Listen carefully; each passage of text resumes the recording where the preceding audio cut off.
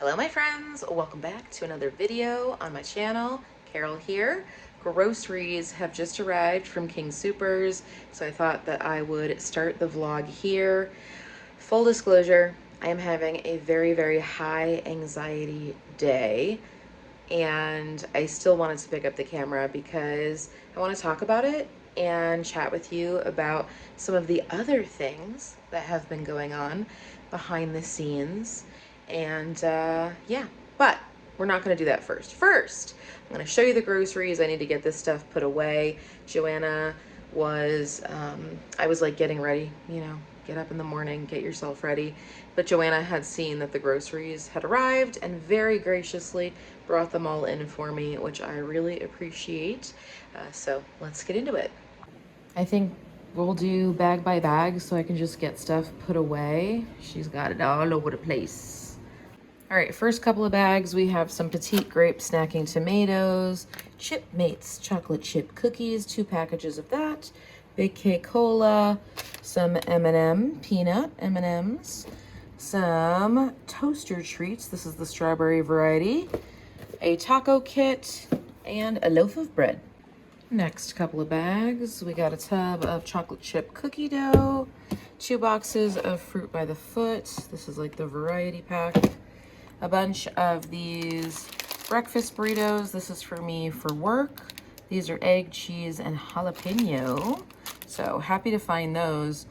All the rest had meat in them, and sausage is just something I cannot have, or bacon for that matter. We got a pizza, some milk, our collection of Lunchables, some almond milk for myself, unsweetened vanilla, and Funyuns, if I didn't say that already. Next up, we've got our Fresh Pet tender chicken recipe for the doggos, Cheez-Its, some of the mini orange juice for Thomas for work, Coke Zero, well, the cola version, 2 Caesar salads for Mel. She loves a good salad. We needed some more salsa, needed some more mayo, and toilet paper. Here's the last of it, minus 2 12 packs of soda that I just put away already because they lived on the floor anyway. We have some penne pasta and some thin spaghetti. Both of these were on sale for 99 cents, which is nice. I got myself a little treat, some Ben & Jerry's chocolate fudge brownie non-dairy, some pancakes for the kids for breakfast. Hey, more Lunchables. A big old thing of Doritos and some eggs. And I think I forgot to mention this ground beef here in the front. Sorry. I'm about to make myself one of those burritos to have, but while I was unbagging everything, I was having some of these Crunch Master gluten-free multi-seed crackers with some spinach and artichoke dip. I brought these to hang out with some friends the other day, and yeah, still delicious. Want to make sure I get this eaten up, because hate to waste good spinach and artichoke dip. Well, now luckily all the things are put away. I'm gonna have my breakfast burrito. Our total for King Soopers came out to $183, so we are perfectly in line with our budget. We are attempting right now to keep our overall grocery budget to $300 per week, $100 for our weekend grocery, and that is like fun snacks, interesting things we want to have for dinner. That's why we've been going to Trader Joe's, because it's just different than a typical grocery store, and we can get things that we wouldn't otherwise get, and it kind of keeps eating at home a little bit more exciting.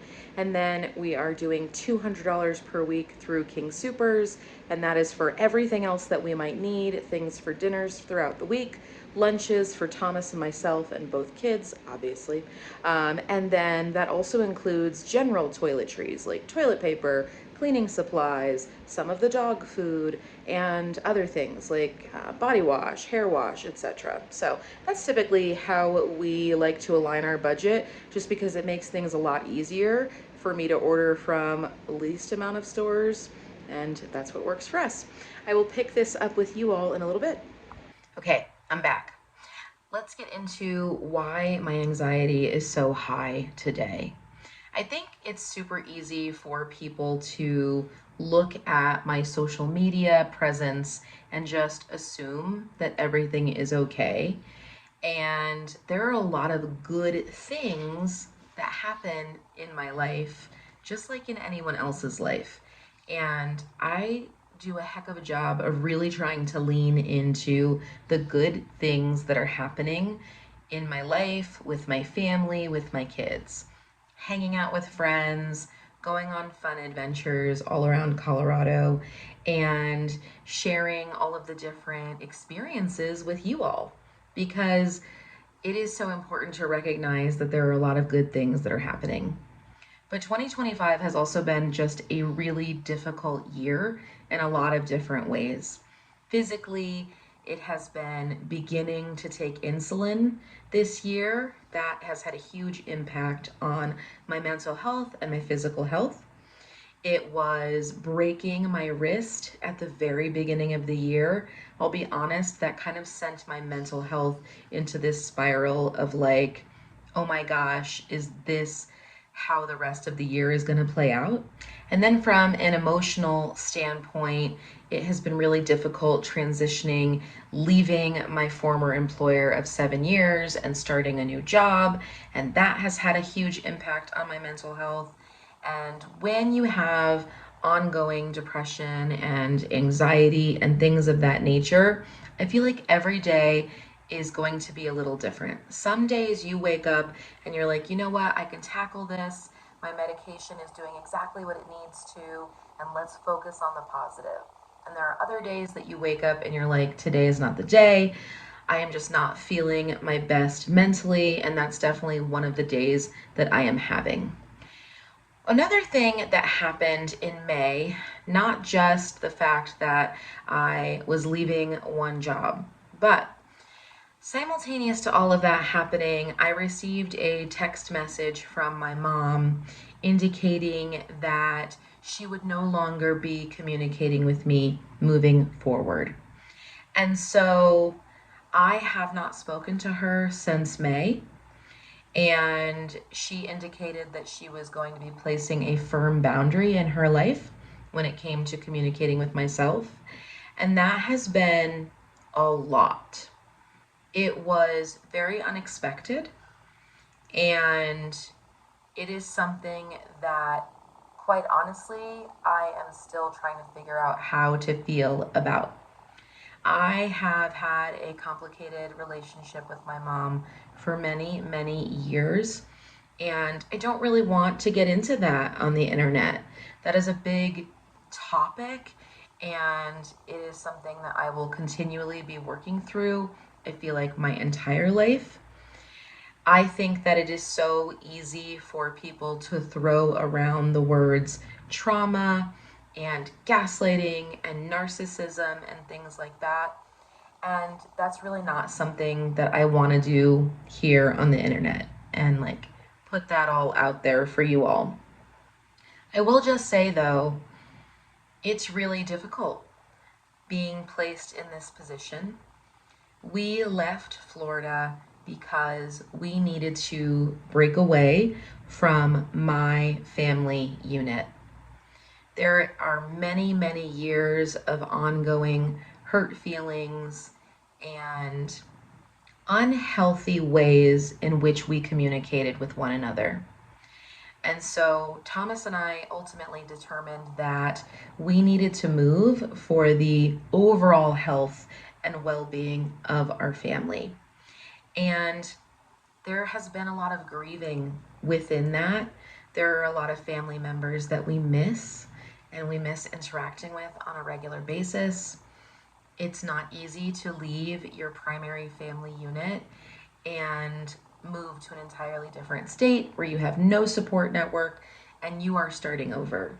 But we have done that. We have put in the hard work necessary to rebuild a community here in Colorado for ourselves of friends who love us dearly, and my Girl Scout community and work communities and friend groups.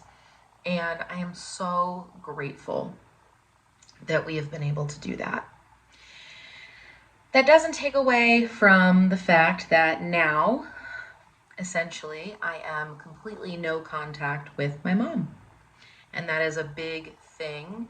And I am partially relieved because of all of those things that I don't really want to talk about here on the internet.